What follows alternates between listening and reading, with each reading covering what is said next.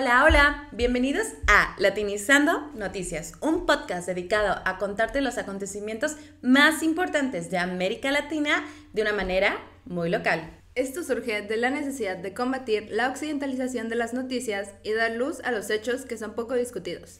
Yo soy Paloma Durán. Y yo soy Ariadne. Los dejamos con el episodio número 5. ¡Yay! Hoy vamos a hablar sobre El Salvador, considerado alguna vez uno de los países más peligrosos del mundo, el cual recientemente ha inaugurado la cárcel más grande de América. El gobierno de Nayib Bukele ha logrado mejorar significativamente la seguridad del país. Sin embargo, sus medidas han sido acusadas de violar los derechos humanos. Quédate con nosotras para saber más sobre este tema. Y para escuchar las noticias de la semana.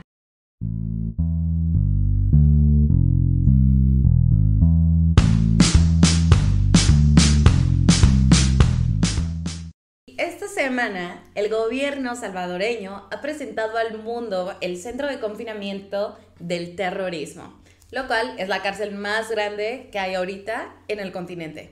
Esta fue construida en tan solo 7 meses y se espera que albergue 40,000 reos, o lo que el gobierno de Bukele llama como terroristas. Y bueno, en esta prisión, para que se la imaginen, existen 8 pabellones de confinamiento y en estas los prisioneros estarán en celdas de concreto con gruesos barrotes para que no se puedan salir, literalmente así lo dijo, y ni siquiera contarán con colchonetas para dormir.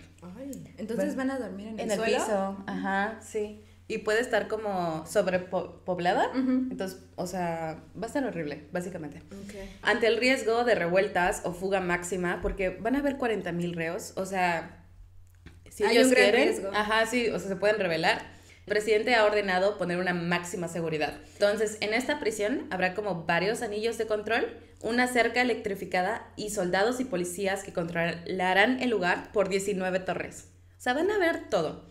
Y asimismo será difícil que escapen, pues haz de cuenta que la prisión se encuentra súper lejos de zonas urbanas, entonces ni siquiera les da tiempo de que caminar en unas horitas y llegar. No, o sea, literal necesitan transporte.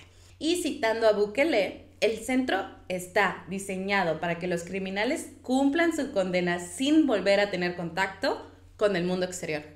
Uy, ajá, muy extremo, si ya entraste, ya te quedaste. Sí, de hecho, este proyecto surge en el contexto de la guerra que Nayib Bukele declaró a las pandillas de El Salvador, cuyo objetivo, de acuerdo con el gobierno, es, y cito, eliminar a las estructuras terroristas que en el pasado causaron luto en las familias salvadoreñas. Pero todo comenzó en marzo de 2022, cuando el presidente pidió a su asamblea aprobar el régimen de excepción como respuesta al asesinato de 87 personas por parte de las pandillas. Oye, ¿y sabes si estas personas eran de que civiles o eran civiles? O sea, sí fue como en venganza. Chale. Como para mandar un mensaje al gobierno. Sí. Y según medios independientes de comunicación, esta masacre causó que se rompiera el pacto que tenía el gobierno de Bukele con las pandillas más poderosas del país. Pero bueno, ¿qué significa tener un régimen de excepción? En este tipo de gobierno se pierden las garantías constitucionales de los ciudadanos, es decir, que la policía puede detenerles sin necesitar una orden judicial o sin informar por qué se les está deteniendo. También se alarga el tiempo de prisión preventiva de 3 días a 15, sin derecho a la defensa. Y las comunicaciones de todos los ciudadanos pueden ser intervenidas sin una orden judicial. Y de hecho, a partir de la fecha cuando se implementó este régimen de excepción, han habido 10 prórrogas aprobadas por su Congreso, o sea, que lo continúan extendiendo y se prevé que va a seguir extendiéndolo. De acuerdo con cifras del gobierno, hasta este enero han sido capturadas más de 62,000 personas con conexiones a las pandillas. Chale. Creo que está muy peligroso porque justamente no han dicho bien una definición del terrorismo, ¿no? Entonces cualquiera puede caer entre ese descripción, pero los que están más cayendo en esta es la pandilla más fuerte de El Salvador, que son los Maras Salvatrucha, también llamados MS-13. Y bueno, estos son acusados de narcotráfico, robo, extorsión, trata de personas, inmigración ilegal, lavado de dinero, asesinato, prostitución, secuestro y tráfico de armas. O sea, de todo hay. Diversificados son. Este grupo tiene una historia que se las voy a contar. Y bueno, este grupo se formó en los 80s en los barrios marginados de Los Ángeles, en Estados Unidos. Ellos eran migrantes que tuvieron que huir de la guerra que estaba pasando en El Salvador, y también venían de Guatemala y Nicaragua, porque estos países también fueron afectados por esta guerra civil. Estos primeros se formaron con el afán de protegerse mutuamente entre los migrantes, porque habían otras pandillas que eran como tipo buleadoras, en su mayoría mexicanas. Chale. Sin embargo, después de esta idea, se hacen más fuertes y se extienden hacia Centroamérica. O sea, se fueron a Guatemala, a Honduras, regresaron a El Salvador, pero también se fueron a Perú. O sea, todo el continente se han ido. Y de hecho, han llegado hasta en Europa y están en países como Italia y España asentados. Y bueno, los maras normalmente son reclutados cuando son adolescentes, y normalmente son las personas que son más vulnerables o pobres. Y se dice que para unirse a la banda se tienen que hacer como este ritual de iniciados en el que se tienen que someter a una golpiza de 13 segundos. Y siento que te puede pasar todo en una golpiza en 13 segundos. Bueno, pero ese es el paso. Y después tienes que cometer un crimen. En la mayoría es un asesinato. Y normalmente ser miembro significa ser miembro de por vida, porque hay muchas facciones que si tú te quieres salir, te matan a ti o a tus seres queridos. Pero no te dejan salir. No, o sea, por siempre. Sí, de hecho, el encarcelamiento de estas personas... Perdón. Lolita Ayala. Me pasó lo de Lolita Ayala. El encarcelamiento de estas personas ha tenido distintos resultados. Uno de los más notables es que en enero de 2023... ha sido el mes más seguro en la historia de El Salvador, con un total de 11 homicidios, que sabemos que uno ya es uno demasiado. En comparación con 2016, durante el mismo tiempo hubo 740 homicidios, de acuerdo con cifras gubernamentales. Entonces ha habido una caída increíble de asesinatos, sí, obviamente, ¿no? No, qué drástico, ¿no? Y de hecho estaba leyendo que creo que en febrero, o sea, este febrerito de este año, por primera vez tuvieron un día sin asesinatos. Y creo que... Ay, ¿quién no quiere vivir en un país sin asesinatos, sí, no?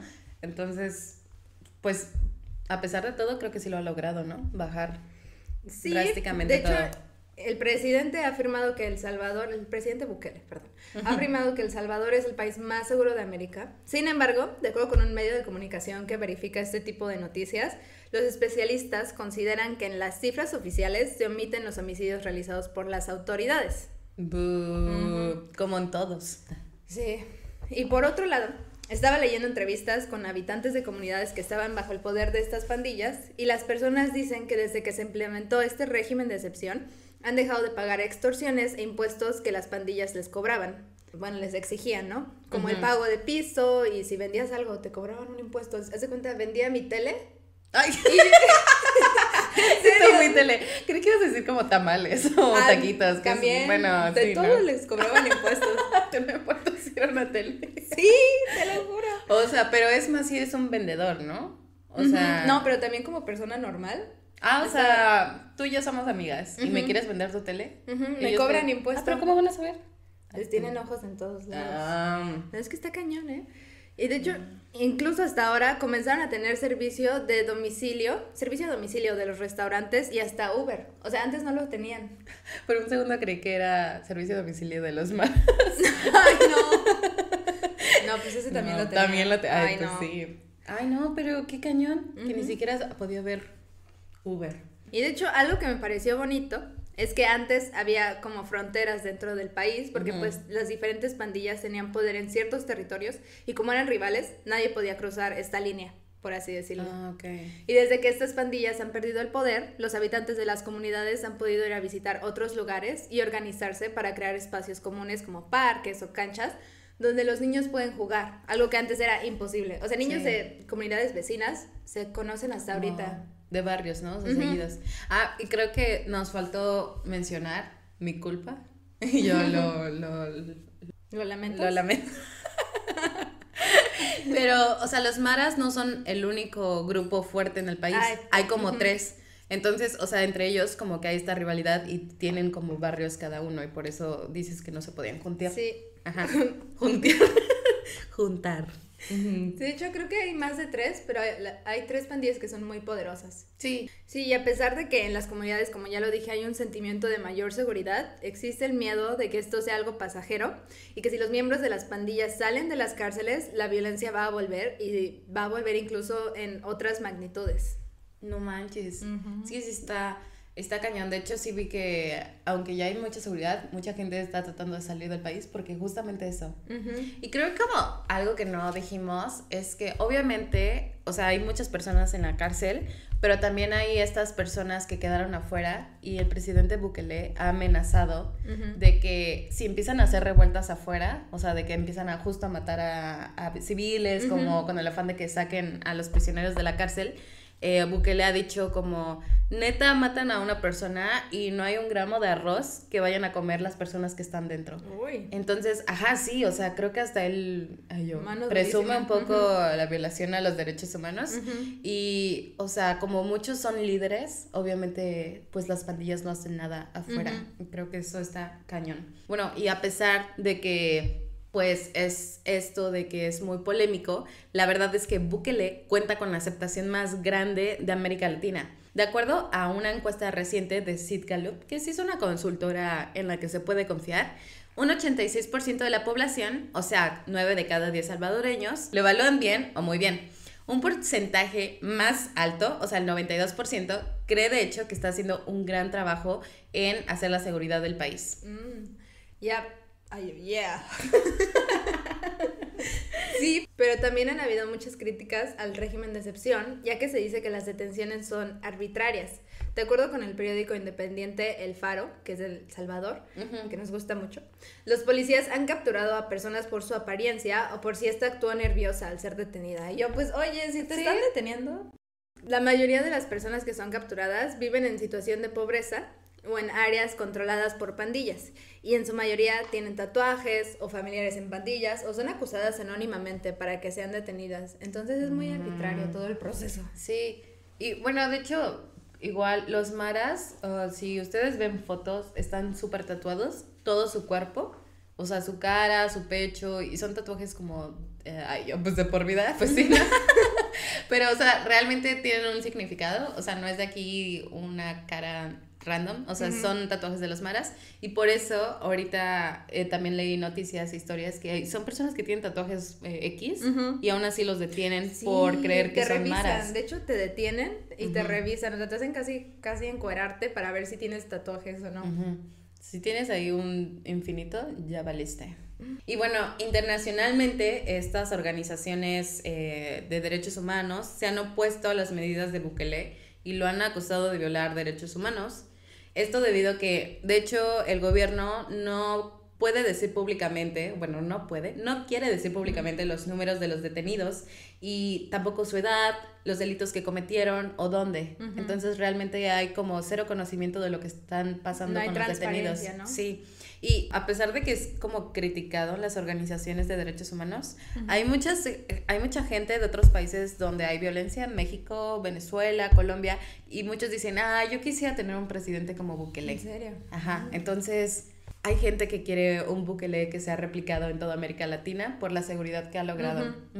Sí, está difícil, ¿eh? Y algo que a mí me impresionó es que, según información de Human Rights Watch, casi 1,000 niños, en su mayoría varones, se encuentran en prisión preventiva. Y esto es posible porque se modificó una ley que redujo la edad de responsabilidad penal en crímenes relacionados con pandillas y la bajó de 16 a 12 años. O sea, 12 años. Hay niños de 12 años en la cárcel. No manches. Sí. Y otra gran crítica es que no hay el debido proceso en los juicios. De acuerdo con Amnistía Internacional, hay audiencias donde una sola defensora pública representa a entre 300 y 500 personas, lo cual hace imposible que cada quien tenga un juicio justo. Y además, como ya lo habías dicho, la información de estos juicios no puede ser accedida. Sí, o sea, están en un punto donde hay más detenidos que jueces que puedan llevar los casos. Increíble. Y otra cosa que es como muy controversial es que hay varios detenidos que no solo paran en la cárcel, sino que han muerto en situaciones extrañas. Y de acuerdo a la última cifra del gobierno, que fue en octubre de 2022, se dice que hay 92 pandilleros que murieron enfrentando a la autoridad pero hay, aparte de eso, otros 90 que fallecieron dentro de las prisiones. Entonces son como 180 que han muerto por la cosa de Bukele. Y organizaciones dicen que obviamente el número es más grande porque obviamente ni siquiera hay como un récord de cuántas personas luego hay en la cárcel, menos va a haber un récord de quién murió y cómo. Sí. Y asimismo han acusado que el gobierno nunca comparte la causa de muerte a los familiares y muchas veces obviamente se sospecha de que hubo un maltrato, hasta un asesinato por parte de las autoridades. Muy raramente Bukele ha dicho así de, ay, pues como en todos los lugares la gente muere. Algunos vienen enfermos, algunos vienen de viejitos, entonces es normal que mueran. Pero, ¿y los jóvenes? ¿Y los niños? Entonces, está cañón. De hecho, Bukele ha criticado estas opiniones y ha dicho que no se metan en asuntos nacionales, sobre todo estas organizaciones. Y de hecho ha dicho que si tanto les importa cómo están los maras, que vengan a llevárselos y ya los traten en sus países como ellos quieran. Uy. O sea, entiendo su punto, pero también no. Ay. Sí. De hecho, a corto plazo el panorama no parece que vaya a mejorar en términos de respeto a los derechos humanos, especialmente porque el gobierno, como ya lo dijimos al principio, extendió el estado de emergencia o el régimen de excepción. Y además, Bukele destacó que las medidas van a estar vigentes hasta que se gane la guerra contra las pandillas, que de acuerdo con él va a ser muy pronto. Y de hecho va a haber elecciones el próximo año en El Salvador. Y se espera que él gane, ¿no? Ajá, sí. Yo, acabas de decir lo que iba a decir. Justamente, no está bien. De hecho, justamente existe una alta posibilidad de que este enfoque a la violencia y a las pandillas siga siendo agresivo porque Bukele podría ser reelegido en 2024, o sea, el siguiente año. Haz de cuenta que esto no era legal, no te podías reelegir en El Salvador luego de que terminaras tu presidencia, pero en 2021 se dictaminó que ya no es prohibida la reelección en El Salvador. Y dependiendo de las encuestas que veas, entre el 60 y el 70% de los ciudadanos apoyaría su reelección. Y la principal razón de este apoyo son sus duras medidas contra grupos criminales. Entonces, la verdad, el panorama dice, los derechos humanos van a pasar a un segundo plano de aquí a unos añitos. Algo que está pasando y que, yo no lo vi venir, pero sí es medio obvio, es que los maras y todos estos grupos también que son llamados terroristas están tratando de escapar de El Salvador, están tratando de que no sean cachados, entonces están como siendo desplazados a muchos países de América Latina. Entre los más grandes son Chile, México y Honduras. Y de hecho, el gobierno de Bukele dijo, sí, de hecho están entrando a Chile súper fuerte. Chile se enojó porque dijo, no tienes pruebas para espantar a mi gente y para espantar como a todos, pero ahora ya es prioridad del gobierno estar checando que no entren. Por su parte, México y Honduras sí han dicho que han detenido a varios maras intentando entrar al país. Sí, pues tiene sentido, ¿no? Que si está pasando todo esto en El Salvador, se vayan. Pero como que si se ponen a pensar, o sea, se crearon justamente porque fueron desplazados de su país y ahorita de nuevo están siendo desplazados. Entonces, todo esto siento que es como un ciclo de que no hay buena oportunidad para todos, no hay buena educación, no hay buena, ¿sabes? O sea, como que de hecho dicen que justamente están como solo haciendo soluciones superficiales cuando no van a la raíz del problema, que es toda esta desigualdad, inequidad que existe. Chan. Eso ha sido todo por hoy en cuanto a nuestro podcast. Ahora vamos a decirles las noticias de la semana. La primera es que los habitantes de Cerro Chuño, en el norte de Chile, demandan la atención a la grave contaminación ambiental causada por un acuerdo con una compañía internacional minera que permitió el desecho de miles de toneladas de desechos tóxicos en los 80s. Estos contaminantes han provocado la muerte y enfermedad de los residentes de esta zona hasta el día de hoy, que en su mayoría son migrantes y solicitantes de asilo y que no cuentan con otras posibilidades de vivienda. O sea, están viviendo en un depósito tóxico. Sí, y les causa enfermedades como cáncer. Sí, y malformaciones, ¿no? Sí. También, sí. Ay, Chile, ponte las pilas. La segunda noticia es que en México se ha propuesto la ley Malena, que tiene como objetivo prevenir y castigar con 8 a 12 años de prisión los ataques de ácido contra mujeres en México. Actualmente, en la capital del país solo se castiga con 5 años. Ay. Y eso es la capital. Hay otros estados que no tienen nada de esto. Legislación. Sí. Y la iniciativa se llama Ley Malena en honor a la saxofonista María Elena Ríos, víctima de un ataque perpetrado por Juan Vera, que es un exdiputado de Oaxaca. Y bueno, en México, de hecho, el 85% de estos ataques de ácido son hechos por hombres y el 94% quedan como impunes. Entonces, es una iniciativa súper importante para la justicia social hacia las mujeres. Y en otras noticias más felices, una app argentina de la empresa Quilimo ha logrado calcular cuánta agua es necesaria para que los agricultores rieguen sus cultivos sin desperdiciar. Esto ha hecho ahorrar 50.000 millones de litros de agua a los campesinos. Y que además se les pague por ello. Y súper bien. Más porque todo el continente se está quedando sin agua. Y ya, sí, por favor. todo el mundo. Sí. Y eso fue todo por hoy. Muchísimas gracias por escucharnos. Si les gustó este episodio, no se olviden de darnos like y compartir nuestro contenido. De hecho, si tienen algún comentario, recomendación, queja, no duden en contactarnos a través de Instagram en @latinizandonoticias y ayúdenos a seguir creando. No se olviden que nuestras fuentes son en su mayoría independientes, están en la descripción del episodio y que tenemos más contenido en Instagram para que lo chequen. Y lo más importante, que no se te olvide, latinízate.